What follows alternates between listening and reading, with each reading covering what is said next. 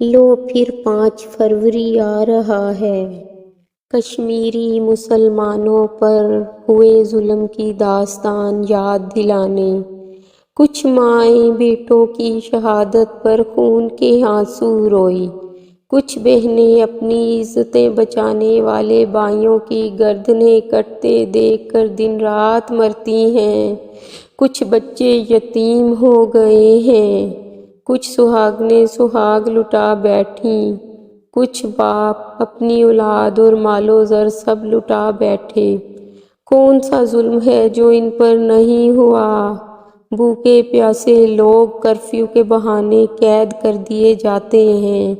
کشمیری پھر بھی کہتے ہیں وطن پر آنچ نہ آنے دیں گے، ہم قسم کھاتے ہیں۔